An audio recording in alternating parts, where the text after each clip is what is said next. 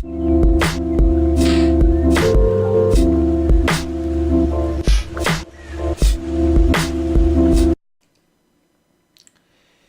안녕하세요. 평생투자 파트너입니다. 네, 오늘은 2018년도 12월 12일. 네, 오늘은 이제 수요일. 네, 수요일입니다.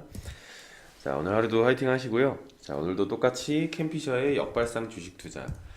오늘 주제는 주식 투자는 소형주가 유리하다 라는 내용으로 한번 좀 보도록 하겠습니다. 캠피셔는 어떻게 말했는지 좀 한번 같이 보도록 하죠. 소형주의 어떤 수익률이 가장 높다는 교과서 이론도 있습니다. 그러니까 과거 실적으로 입증되는 것처럼 보인다라는 건데요. 이 1926년도에서 뭐 한 2013년도 평균 수익률이 대형주는 연 뭐 한 10% 정도였고 소형주는 연 뭐 한 11.5% 정도였다라고 이제 하는데요. 뭐 유진 파마 이 케네스 프렌치의 유명한 3요인 모형을 이제 포함해서 수많은 연구가 이를 뒷받침한다라고 말을 합니다. 이 전문가들도 소형주의 수익률이 항상 더 높다고 즐겨 주장을 하죠.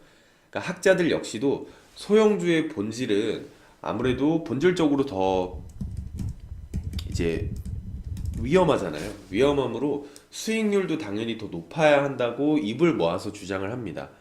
그러니까 이런 주장들은 과거 실적으로도 뒷받침되고 논리적으로도 맞는 것처럼 보인다라는 겁니다.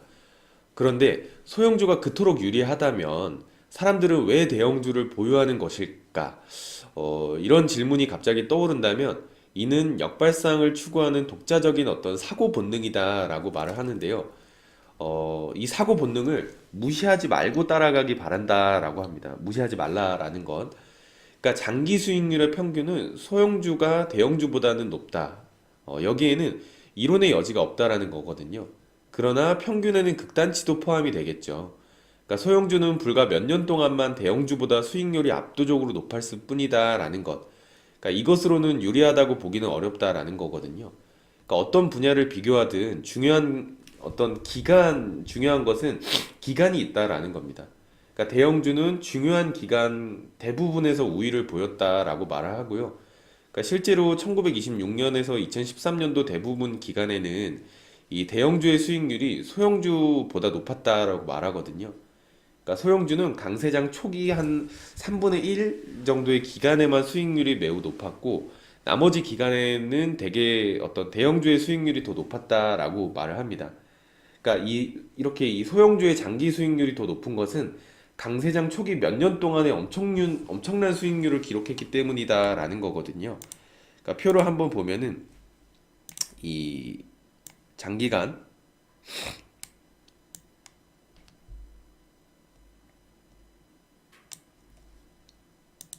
보면은 이 초기 때는 소형주의 어떤 수익률이 굉장히 크고 이 나머지 기간까지 포함했을 때는 소형주보다 대형주가 조금 더 높았다라는 거거든요. 그래서 이 책의 내용을 한번 더 보면은 요거는 이제 99년도 금융전문 리서치에 실었던 자료를 갱신한 것이다라고 이제 말을 하고 있고요. 이 표는 과거에 어떤 13회 S&P 500에서 강세장에서 대형주와 소형주의 첫 해에 기록한 수익률을 보여준다라는 것. 이 보통 첫 해의 수익률은 소형주가 압도적이다라고 말을 했잖아요. 그쵸? 이 소형주가 1932년과 42년에 미친 듯이 상승했음을 즉시 알 수 있다라는 거고 어떤 이 2년 실적을 제외하면 수익률은 어떻게 바뀔까를 보면 연수익률은 대형주가 이제 한 9.4%로 떨어지고요. 이제 소형주가 이제 한 9.8로 떨어진다라는 거거든요. 큰 차이가 많이 없어진다라는 것이 되겠죠. 그리고 이제 이 둘의 어떤 수익률 차이는 좀 반올림의 오차로 좀 축소가 되기 때문에 큰 차이가 없다라는 것. 그러니까 어떤 4대 강세장 초기 2년 실적을 좀 제외하면은 오히려 이제 나중에 나머지 기간까지 포함했을 때는 대형주의 수익률이 약간 더 높다라는 거거든요. 그러니까 연 수익률이 대형주는 뭐 이제 대형은 연 이제 한 7.9% 정도로 되고 소형은 소형은 연 7.6으로 내려간다라는 것. 분명히 얘가 더 높았지만 점점 역전이 되고 있다라는 것을 보여주거든요. 그러니까 대형주의 수익률이 소형주보다는 약간 더 높았다. 그러니까 과거 강세장의 첫 해 수익률만 모아서 비교하면 소형주는 이제 연 69.16, 이 첫 해만 비교해 보면은요. 대형은 42.9, 엄청난 차이가 있죠. 압도적으로 높잖아요. 그러나 나머지 기간을 비교하면 대형주는 연 이제 5.07%, 소형주는 연 3.7% 정도 어, 대형주가 더 높다라는 거거든요. 그러니까 정말로 우세한 것은 어느 쪽인가? 가끔 압도적인 쪽이 좋은 건가? 아니면 대부분의 기간에 우세한 쪽이 좋은 건가?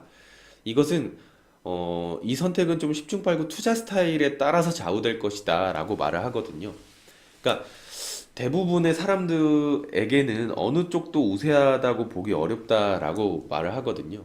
그러니까 다양한 유형으로 구분해 봐도 어느 쪽도 본질적으로 우세하다고 보기는 좀 어렵다. 그러니까 상황에 따라 우세한 쪽이 계속 뒤바뀐다라고 말을 하고요. 이 시전 선택 능력이 뛰어난 사람이라면 소형주가 더 우세하다고 생각할 수 있겠죠. 왜냐하면 초기 때만 엄청난 수익을 올리면 되니까요. 그렇죠? 그러나 과거 사례를 보면 투자자들 대부분은 이 시점 어떤 선택하는 능력이 좀 없어서 비쌀 때 사서 이제 쌀 때 팔았다라는 거잖아요. 높게 사서 낮을 때 파는. 그러니까 소형주는 약세장 바닥 시점에 사면 탁월한 실적을 기대할 수 있을 것이다. 이것이 핵심이다. 그러니까 소형주는 대형 약세장에서 심하게 두들겨 맞으므로 회복기에는 크게 반등한다라는 거거든요. 이 소형주의 전성기는 몇 년간 이어질 때도 있고 금세 끝날 때도 있다라는 것.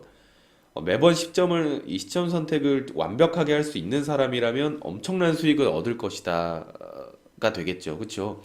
이 시점만 정확하게 선택하면 소형주는 수익률 자체가 대형주하고는 차원이 다르니까요. 그렇죠? 그러니까 그런데 이제 캠피셔는 만약에 그 정도의 능력이 있는 사람이라면 이 책을 읽을 필요도 없다라고 말을 하거든요. 그러니까 소형주의 어떤 매력적인 장기 수익률이 대부분의 사람들에게는 그림의 떡이 될 수밖에 없다라는 겁니다. 그러니까 이론상의 수익률에 불과하다라는 의미가 되겠죠. 그러니까 실제로 이 수익률을 얻으려면은 이 1926년도에 소형주를 사서 계속 보유했어야 한다. 이 1929년 시장 붕괴와 대공황 기간에도 계속 보유하고 제2차 세계대전과 이후 약세장에서도 버텨야 했고 어떤 뭐 미국으로 보면 닉슨 대통령의 어떤 물가 통제와 기술적 거품 붕괴도 참아내야 했고요. 2008년도에 금융위기 등 온갖 사건도 극복을 해야 이 가능한 수익률이었다라는 거거든요. 그런 투자자라면 10중 8구 뭐 100세가 넘었을 것이다라고 이제 이렇게 말을 하고 있고요. 그러니까 가능성이 아예 없진 않지만 이게 매우 희박하다라고 이 캠피셔는 말을 하는 거거든요. 그러니까 그런 어떤 강심장의 역발상 투자자라면 장단컨대 이 책을 읽지도 않을 것이다 라고 캠피셔는 말을 합니다. 그러니까 대부분의 투자자는 약세장 바닥에서 감히 소형주를 사지 못한다라고 말을 하거든요. 그러니까 확실히 변동성이 큰 게 멀리 봤을 때는 수익이 크다라는 것은 이론적으로 맞죠. 그렇죠? 이론적으로는 맞지만 과연 그 이론을 끝까지 버텨낼 어떤 엄청난 수익을 이제 가질 투자자들이 과연 몇이나 있을까를 보자라는 겁니다. 그러니까 분명히 해내시는 분들도 있겠지만 많은 투자자들이 그렇지 못하기 때문에 대형주를 보유하는 것이 오히려 나중에 봤을 때 조금 더 안전하고 괜찮았다라고 볼 수 있는 거거든요. 그러니까 소형주를 못 버틴다라는 거죠. 중간중간에. 그 큰 변동성을 버티지 못하기 때문에 그램의 떡이 될 수밖에는 없다라고 캠피셔는 말을 합니다. 그래서 사람들은 대형주를 보유하는 이유가 그런 이유가 될 것이다라고 말을 하거든요. 어, 그래서 뭐 무조건 대형주만 하자라는 의미보다는 적절하게 섞어서 하는 것도 괜찮다라고 생각을 하기는 합니다. 그래서 어, 통계적으로 봤을 때는 소형주가 작으니까 수익률이 굉장히 크고 유리할 거야 라는 것보다는 그쵸 장기적으로 봤을 땐 대형주가 조금 더 유리했다 라고 캠피셔의 어떤 이야기를 들어봤고요. 그래서 우리도 주식 투자를 하면서 너무 소형주에만 목매달 필요는 없겠다라고 봐주시면 좋을 것 같습니다. 오히려 소형주는 변동성이 크기 때문에 잘못 들어가면은 개인 투자자들의 어떤 계좌가 한 번에 망가지는 상황이 일어날 수 있거든요. 그렇죠? 많은 분들이 경험하셨을 거라고 생각을 합니다. 그래서 오늘은 그 이야기를 한번 드려봤고요. 내일도 좀 좋은 내용을 한번 찾아뵙도록 하겠습니다. 자, 오늘 하루도 화이팅 하시고요. 네, 좋은 하루 보내시길 바라겠습니다. 감사합니다.